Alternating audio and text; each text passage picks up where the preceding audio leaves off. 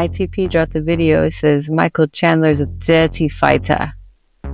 It's because he is. Those shots are kind of hard because you're just trying to get them out of there. But like, he does it all the time. It's like a Jon Jones eye poke.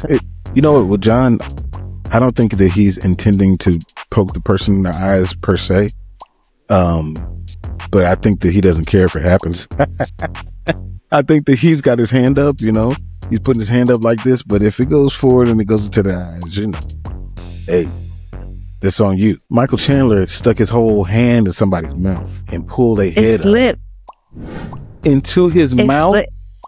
His fingers got stuck in there. It's like he didn't intend to do it. It just, he didn't mind if it happened. You know what I'm trying to say?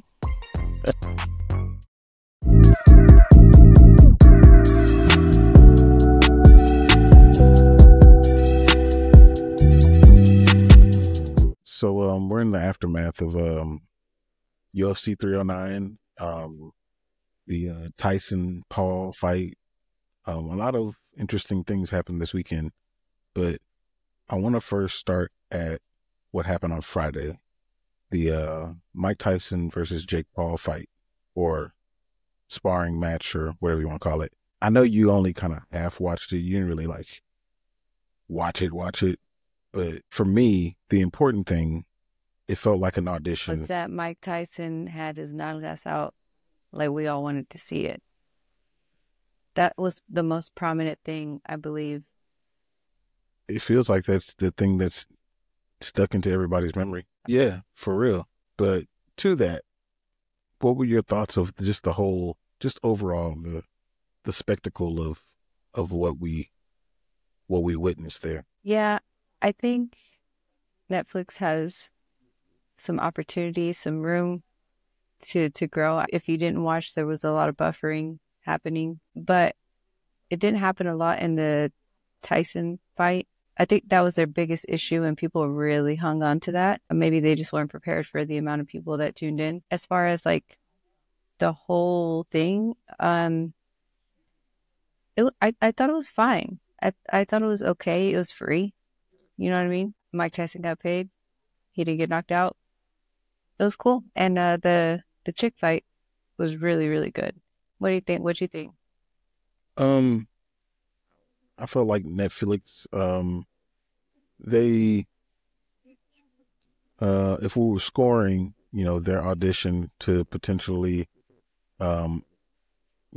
partnership with UFC, I felt like, it's a pass-fail situation with Dana, and they failed, because Dana, we've never seen a situation where anything buffered.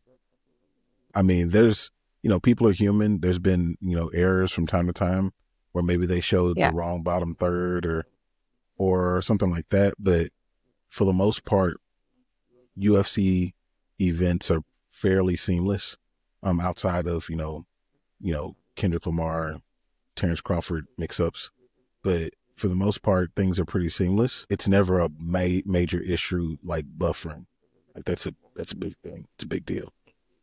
Somebody didn't carry the one on the math when they were trying to figure out, what they needed. But they'll have the opportunity to continue auditioning because the WWE is going to go over there for SmackDown. So we'll see how that goes. But as far as the event as a whole, I mean, obviously, in the lead up to this, I was going for Mike Tyson to miraculously land a punch and, knock him out. But, I knew the reality, 58 is 58.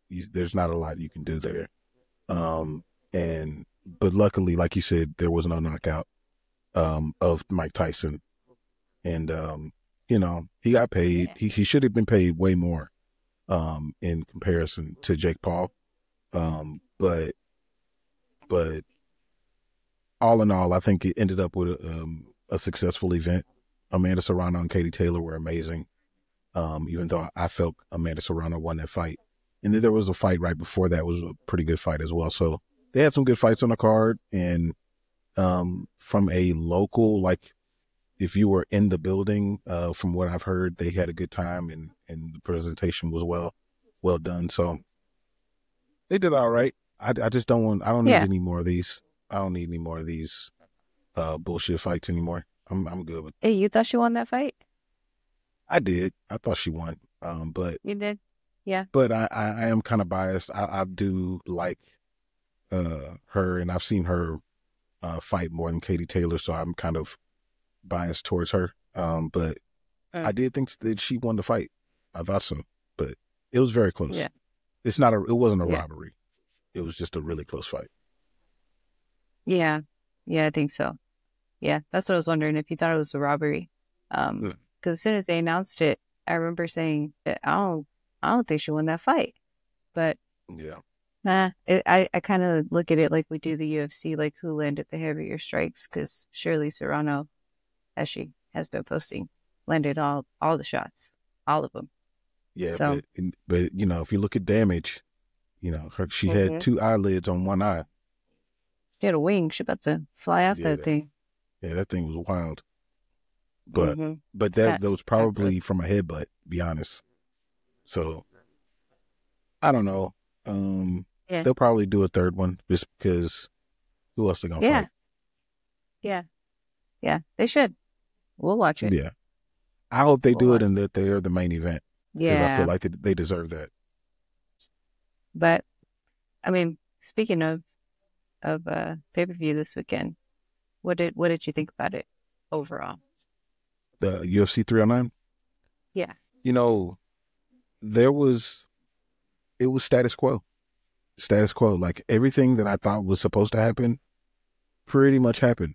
I mean, I was surprised, and I wouldn't even say surprised. I wasn't surprised by one fight, and the one fight that I'm talking about is the Marcin Tybura against Janata Denise fight. I had it going the other way, but I wasn't even surprised by that. Like, because the way that it ended, I felt like if it went that way, if it got to the ground and Tybura was on top, he's just going to beat him up. So I just felt like it wasn't going to go that way. But for the most part, the entire card played out mostly the way that I thought, with very little surprise, even though I thought it was very entertaining. Way more entertaining than I expected. And maybe that's just because I had my expectations low. Yeah, I think luckily we had a nighttime nurse with us while we were watching, just to make sure everybody was okay. So that was really good. Shout out Leroy. Yeah, nighttime nurse. No longer Dracula. I think I was pretty upset about the Martinez fight. I don't think him or McGee showed up like I thought they would, and I was actually pretty sad about Karine Silva. I knew as soon as Rizzo walked out to like that. It was kind of like when Stipe walked out to whatever he walked out to. Oh yeah, You're just like, Machine Gun Kelly. Oh shit. His was the other way though, right? It was like, oh shit, he's gonna lose. Rizzo, I was like, oh shit, she's gonna win. Damn. Yeah, I think Karine just got Cutman Tate gave her that nod of approval when he saw her. he gave her the juice. He gave her the good juju and shit. I was like, God damn, Tate, what are you doing? You're fucking it up out here. But I think Karine just got tired, which we saw that in her previous fight. She's kind of like Roofy. She got to get her opponent out in the first and second round. Gas out. What you think about her? I was disappointed in the way that her cardio ended, but at the same time, I was impressed by the way that Ariujo, she's just she's a vet, man. Like, she's not a vet in the sense of she's a B+ fighter type of vet. Like, she's a vet in the sense of I've been in these situations and they didn't go the way that I wanted them to go. And now that I'm in this situation again, now I know what to do. Like, she's been in situations with up and coming fighters where she's kind of the I don't want to call her a gatekeeper because she's better than that, but she's kind of the hurdle, the obstacle that they are trying to clear before they're into the real contendership area. And they were kind of setting her up to be that same thing for Karine Silva. But once it started to get into the area where she was starting to get tagged, that's when her intelligence kicked in, her octagon intelligence, which is something that Jonathan Martinez did not have. And she was able to use her hand speed that I didn't even know she had. I know her hands are like that. Like her hands are fast. Yeah, she's good. And she's strong, and like it showed me another side of her. And then for Karina Silva, like my stock is not down on her at all. And luckily for her, she's got more fights than Araujo has. But and she's lost. She knows how to deal with that. And so I don't think that this is going to be something that's going to break her. It's just another opportunity to learn. In her next fight, she'll get that cardio sorted out, and I think that she'll come back in her next fight and be even better. So, like, I wasn't down on that fight. I was happy that that fight went the way that it did, and it pushed both of them to another level. And I think that both of their next fights are going to be really good for them. Yeah, I wouldn't mind seeing them fight again, but I imagine looking at the roster and kind of where everyone's at right now that they would put Karine probably to fight Tracy next. Everybody else is tied up. Oh, Tracy have a fight? She ain't got no fight? Nah, she's still trying to figure out where her eyelash is. It's just floating out there. So, yeah, I mean, I don't know what I think about that, but I don't know who else Karine would fight. I really want to see her fight Natalia. She was on her way. Yeah. A little setback. Yeah, I wasn't ready for that fight to happen. But I didn't want her to lose either. But it's all right. A little setback ain't gonna push her all the way, away. She's still an exciting fighter. She's a finisher. She's finished all of her fights except for one, which is crazy. So, I think that she's gonna be crazy submissions. That her first fight in the UFC, the knee bar was insane. Mm-hmm. That was wild. And I want to say her first 3 fights were finishes in the first round. Yeah, she's ridiculous. But was there anything from UFC 309 that you saw or that came to fruition that you were just like, afterwards you were like, I would have never thought that would have happened? Might have been Jonathan Martinez and McGee. Neither one of them really getting off, and then obviously McGee was hurt, and Jonathan just kind of never went for it. Yeah, super hesitant. Which in his previous fight, he said he was kind of starstruck against Aldo, and now I'm like, bruh, I don't know. Yeah. Where you at? For Marcus McGee, like I thought he was doing good work, but it was like cautious they work. respected. Yeah, it was cautious. And Jonathan just never got out of first gear until maybe mid-second round, where he really started landing those leg kicks. And then in the third round, like, Marcus was clearly hurt with the leg kicks, and Jonathan just didn't step on the gas. Like, to me, he was already down 2 rounds. He put him. When he started holding him against the cage, I damn near wanted to turn the TV off. It was so similar to, Derek Lewis and Francis Ngannou, where they just were very, very cautious while fighting, but nobody ever showed up really. Mm-hmm. So we'll see what happens when he comes back. It felt like for Marcus, it felt like he saw himself with a lead and he just wanted to protect the lead. So it's almost like in football when, you score, like, you're up 14-0, it's only 2 touchdowns. And then you just start running the ball and, just doing the bare minimum just to keep the ball, just barely, just not trying to score really, just trying to do just enough to where at the end of the game, you win. Not you beat them, just you survive to win the fight. And I get it. He wanted to be cautious, and, he wants to be in the rankings. He wants those fights, but sometimes you got to go and get it. And, in this case, he hung on and got the win, but it could have gone a whole nother way. Yeah, for sure. Yeah, he played it smart for sure. Mm-hmm. I think Romero was extremely surprising. So I didn't think about it beforehand. I really actually didn't even know David Onama or Roberto. I think this was his debut, I want to say. Mm-hmm. Yeah, that Yeah. was really surprising. Uh, Romero almost had him out of there. That was wild. The whole Yeah. first round, he was so hesitant, which was Mm-hmm. like really, really awkward. But I think once he got more comfortable with Romero, he might have just been trying to figure him out a little bit. What do you think about it? I was surprised by the way that he came out and immediately after the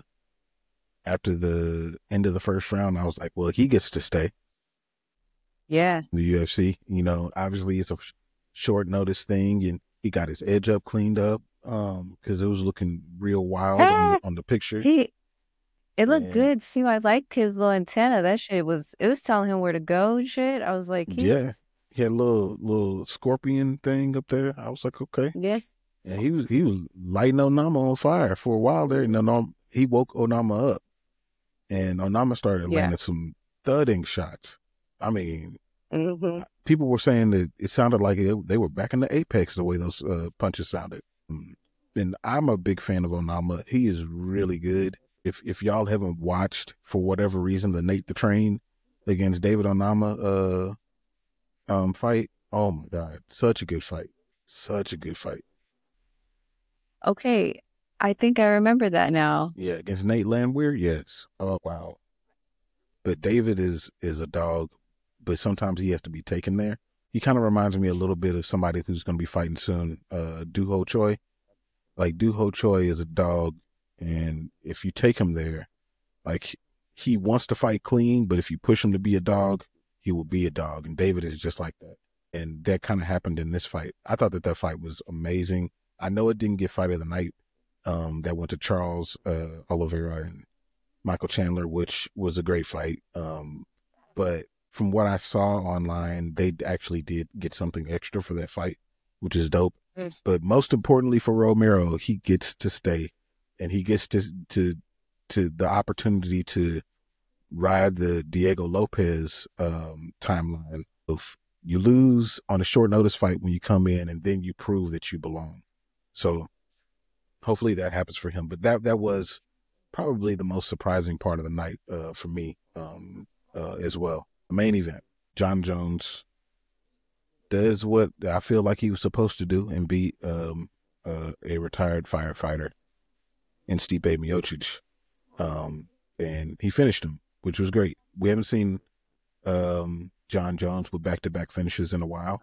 So it was good to see that's back-to-back finishes. You know, all of his heavyweight fights he's finished.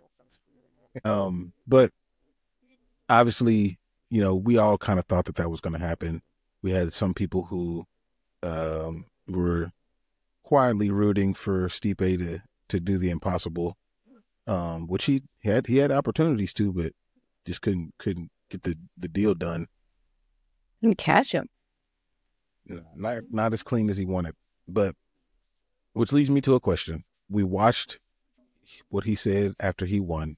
We watched his post-fight press conference and everything leading up to it. What are your thoughts on his point of view and how this whole thing should shake out afterwards? I was okay with his perspective. I mean, you can't be mad at him, or at least I'm not. I'm not upset at him for literally making a business decision. Like, I think he's right. There was really no gain for him to fight Aspinall at his age, at his point in his career. Like, if he beat Aspinall, so just because y'all want to see it, I want to see it, but I'm still not, losing my damn mind over it. If I'm in his position and I want to make more money, then I'm going to take the fight that's going to make me more money. If I want to take the fight that is going to prove to people that I'm still the best out there, then I'll do that. It's just a choice, man. So I was okay with it. But then in the octagon, he said, the money just has to be right. And maybe we'll give you guys what you want. And it was so manipulative because that was very ambiguous choice of words there. Because he could have meant anything by that. And right after, Yep. he kind of ironed out what he meant, which was, yeah, that I didn't mean the Aspinall fight. I really don't want that fight. And if the UFC wants me back, then they'll make the Pajeda fight. And I was like, Brett, that's not okay. That's not it. You shouldn't have done that. You shouldn't have done that. So I'm on the fence, but I'm still on the side of I don't care what he does. Either fight is going to be great, and it's not going to take away from his career, in my opinion, to me. Unless he does or says something else that's wild. I'm on the fence about it, so that was kind of weird. What about you? I feel like it didn't change my stance on anything. He did what I thought he was going to do. And when he got on the mic, he really just echoed what I feel like I've been saying for a while. Like, it's a risk reward situation.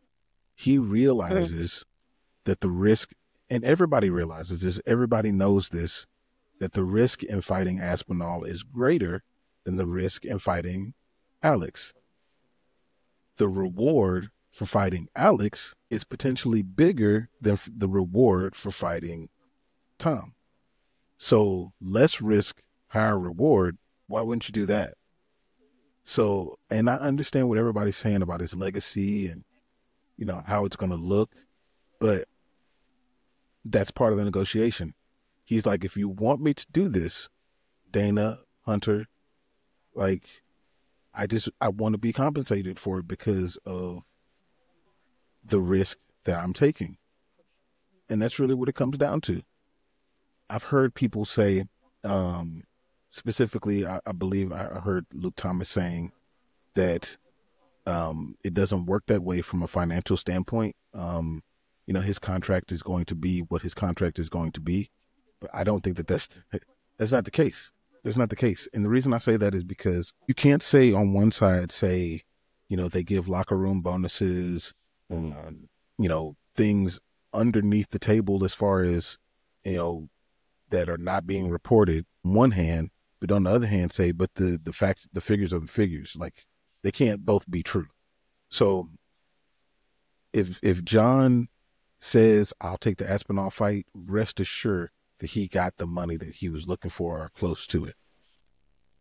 And he just wants to be compensated into the fact that if he loses, he can his head down on that stack of cash that sets him and his family up for even further wealth later on down the line. Like, and I understand everybody saying, you know, everything about the ducking and things like that. I don't disagree that he's avoiding that fight. I don't disagree. But I think that the major reason that he's avoiding that fight is because of the risk and because of the reward. That's all it comes down to. Yeah, I agree with that. That's what I was saying on Frankie's podcast. Like, bro, he could be building the fight up, or he could really be avoiding the fight. It could literally go either way. And what's weird is I feel like he's kind of playing both sides of it. So hell, I think only he knows the truth, and all we can do is kind of speculate. He's not really giving way on either side. You can't really pinpoint it. Yeah. And then in addition to that, another thing that he said in his press conference is that he's willing to walk away. And most fighters in this situation, their leverage is the fact that, oh, I'll just go to another promotion. But you already know the UFC is the top promotion. Where else are you going to go where you're going to get the money that you want and the prestige that you want all at the same time? You can't leave the UFC and get that prestige. It's just not going to happen. We've seen it. We're continuing to see it with Francis. Yes, Francis is great. I love what he's done for him and his family and what he's done in boxing. But when it comes to prestige, when you mention the baddest man on the planet, nobody is saying Francis Ngannou. That's just what it is. So for Jon, he's able to walk away and still remain who he thinks that he is. Most Well, when fighters you say in these walk situations away, can't do that. You know what I'm saying? no, well, when you say walk away, I mean, you kind of got the belt though. So, Retire and drop the belt. oh, just retire. I see. Mm-hmm. Okay. So, Yeah. yeah, but how long is he going to do that for? That might be the only, I guess, irritant. We Um, just kind of wanted this to be over so we can move on. for sure. And this was, one of the things that was like, either you're going to pass the baton or keep it moving. And hearing Dana say, we're not going to hear from Jon, he's going to go back into his whole blah, blah, blah. I was like, we're okay with this? I mean, you know how much he reveres him and what he thinks of him. It's Mm-hmm. very, very clear. So he's going to give him that time. But I think that there's going to be a line of demarcation of where he's going to be like, okay, look, we can't keep, you holding on to this belt and you not defending it against the number one contender. So it's happened with he stripped Conor. And if he stripped Conor, you don't think he'll strip Jon? He'll Mm-hmm. absolutely strip him. Yeah. But it won't even Yeah. come to that. Jon will just be like, okay, well, we're not going to agree. Jon has relinquished the belt before. So it'll happen. They'll figure it out. And if it's something that's going to pass on to Tom, who has also said that he doesn't want to be in the Michael Chandler situation. So he doesn't want to sit around and wait.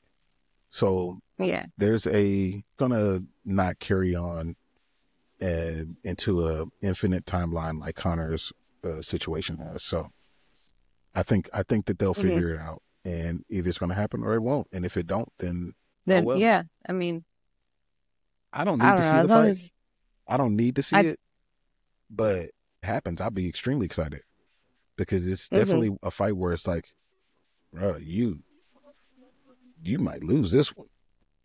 Real. For real. Yeah. Not to say that Yeah. Alex can't knock him out. Alex can knock him out. But Yeah. the path to For victory sure. is clearer there. Absolutely.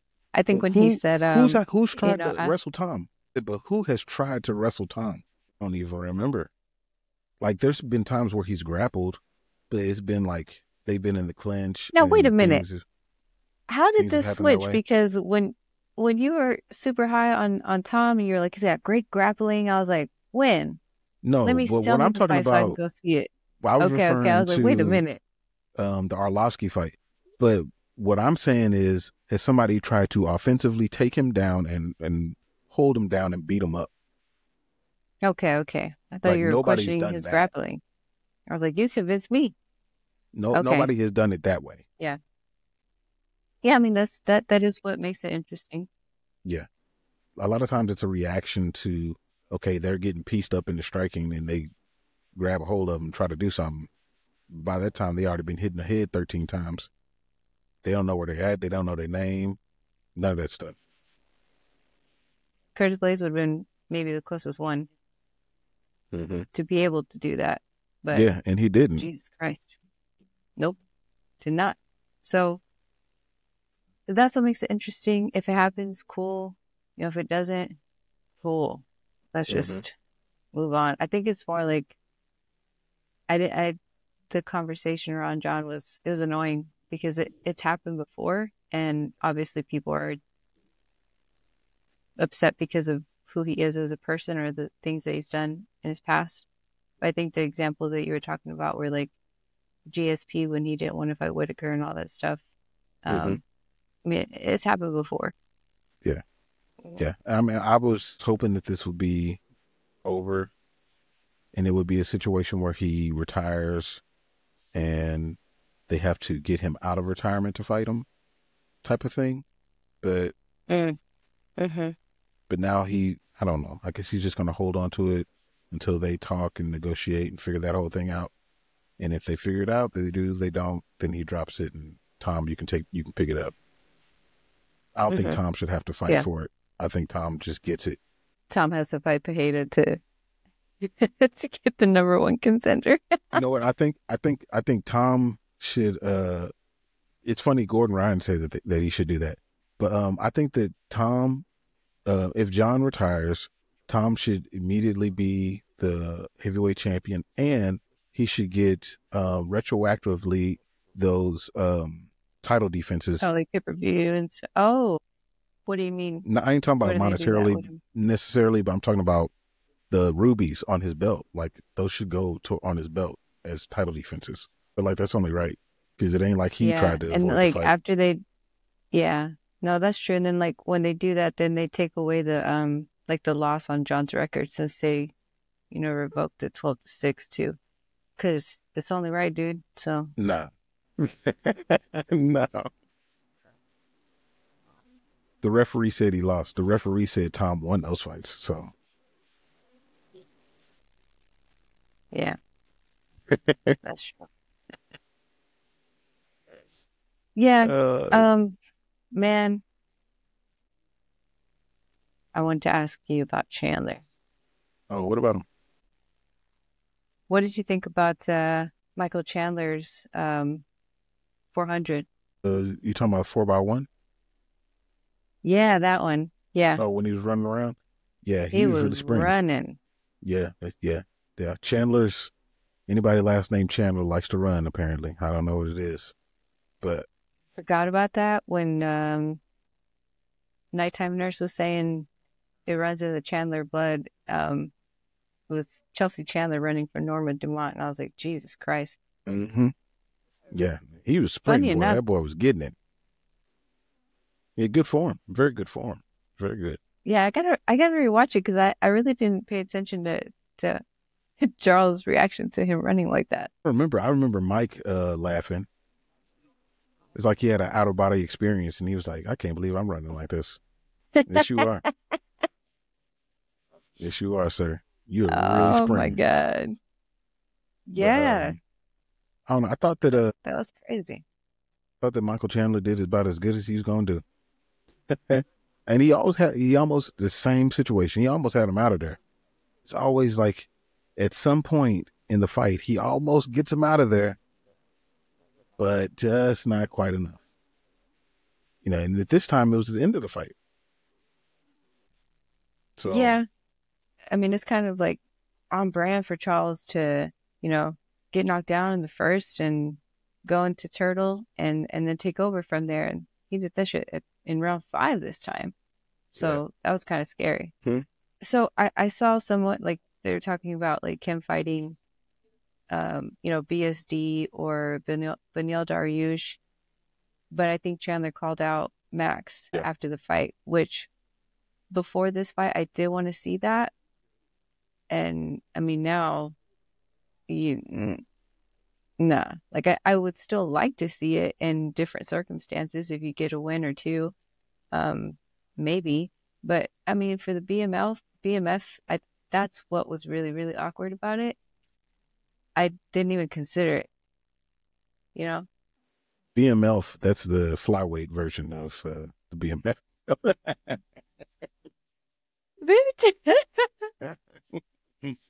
uh, um, now, I don't want to see Max Holloway fight Michael Chandler right now, because technically, Max Holloway should be going up the rankings, considering the fact that he beat somebody who's technically still above him. I think he should be fighting forward, though he's coming off of a loss at a lower weight class. He knocked out viciously the number 3 guy. So, what you gonna say? yeah, for sure. Yeah. Um, And same thing with BSD. Like, I like that fight. I really like that fight, but I mean, I like that better than Benil Dariush, like, because that fight is for physique, so can't sit here. yeah. But what do you think? Um, would like to Definitely not, see what? definitely not Dan. No, definitely not Dan. Dan doesn't Why would deserve he this do that? treatment. He doesn't deserve that at all. Uh, mm-mm. No, I think Shit, for me, Dan it would might snatch up that be corner fight from him. maybe, maybe. I think it should be Dan versus, or not Dan, but Chandler versus um, Chandler. I say Chandler versus Fiziev. I want to see that fight. I'm gonna say Chandler versus Fiziev. That's the one I want to Why see. if we gotta do physique like that? Are we doing Fiziev like that? Are we doing Chandler like that? Well, it depends Who? on where he falls in the rankings, you know. Well, let's take a look and see where they're at. Because Fiziev hasn't fought in like a year, right? Um, He was hurt. he was. He was hurt. Fiziev is ranked number 10, tied with Moicano. Michael Chandler is number 7. Hey, So it would be Fiziev fighting up, Chandler fighting back, as he should. damn, I guess I haven't checked out the rankings in a while then. Yeah. So I did say I wanted to see that fight, so I mean, yeah, it'd be a good fight. hmm hmm yeah, that's the one that I mean, it's gonna be super exciting too. You put that number 3 on Yeah, a pay-per-view. That's almost giving, it's almost guaranteeing them the bonus. fight of the night. Yep. Damn, dude, that's so crazy. Like, Dana's not wrong. Win or loss, you're not going to be bored. Never. You're never gonna be bored with a Michael Chandler fight. Ever. I mean, the way he did those, I don't even know what to I call was those. just gonna go the power bombs. I don't know what the hell. Like, I I don't told you know. he should be in WWE. Him and hmm Colby. They really need to go over there. Like, Yeah. for real. Yeah. But yeah, I don't know what to call him, but the fact that he got up and did it twice, like, just get up, some Derek Lewis Yeah. stuff. He's so strong. He is, man. I would enjoy him being in WWE. I would have enjoyed him being in WWE. I don't know if you've seen Kobe lately. I saw him hitting pads. Man, he looks terrible. He looks Nah, terrible. He looks terrible. does he? He does. Looks how Stipe Oh looked man. before he went out there. Slow. Slow. You know, his mind wants to Yeah, do you it, but his know. body's like, nah, man, we done, bro. Yeah. I do really like the Buckley fight though. I like it for I'm Buckley. really excited for it actually. Yeah. I like it for I Buckley. like it for both of them. I like it in the fact that I'm ready to get Colby sliding down these rankings so he can slide out the rankings. That's the main thing. I just commented on a post saying, you know, he don't have to leave. He just got to get out the rankings.